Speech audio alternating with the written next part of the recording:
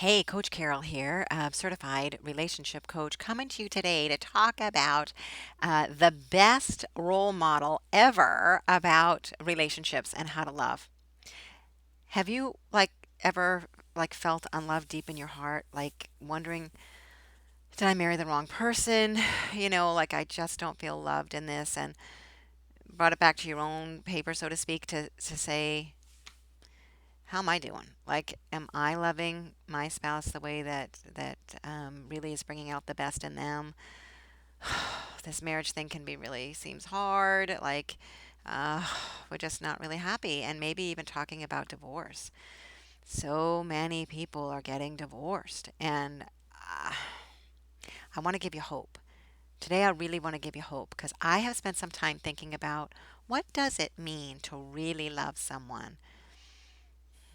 What am I supposed to do? Where am I? Hmm, I don't know. Like my parents divorced when I was a senior in high school. What I saw from them was a lot of fighting. I didn't see great role models. So where is there a great role model to really see and learn from on how to love in a way that will really create an amazing marriage? And as I pondered that and I brought it to prayer, it became very clear to me that the greatest role model is someone who loved sacrificially, loved in a way that even when criticized and scorned and put down, forgave quickly, gave grace, uh, didn't react and get angry back. Didn't cause a big fight and a big blow up, which is what tend to happen in our house when somebody said something and one person maybe my husband might say something to me, and if I'm feeling sensitive I take it too personally, and then I'm hurt, and then I say something back, and before you know it we are just spiraling off into a big old fight. No, what if the way to really love is to not be so sensitive, but to be firm in oneself, knowing who oneself is, so that, like what this person did, was didn't take those criticisms to heart, knew who he was, so that he was able to sort of let those things go and give grace, forgive, uh, choose to look for the good, looking for the good in people, not trying to punish back, not to make people pay for what they'd done, which so often happens in marriage, right? If he lets me down, gosh, can remember being mad and just like withholding and being grumpy for days and having a cold war going on, just wanting him to pay for what he had done. He'd say, gosh, I'm back in the doghouse. Like, what if that isn't the real way to love? What if there's a better way with healing quickly, reconciliation quickly, forgiveness, right? Yeah. What if Jesus is the guy to look to say, oh my gosh? Because here it is, Holy Week. Holy Week. I invite you to ponder what happened in the Garden of Gethsemane. On his knees, praying, but he surrendered to God's will. He surrendered to his Father's will. He chose to love straight to the cross. He didn't fight back, even though they put chains on him, right? Even though they tortured him, even though they stripped him bare. He never fought back.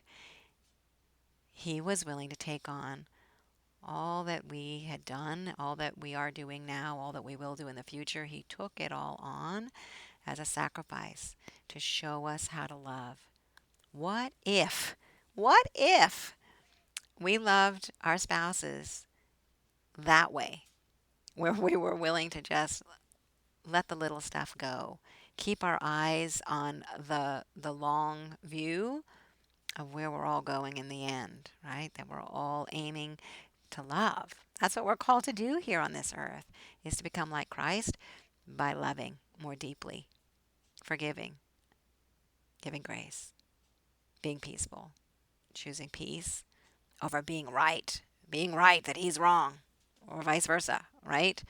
No, actually, respecting other people's differences, other people's choices, getting off their paper, so to speak, right? Not criticizing, not complaining, but instead being grateful.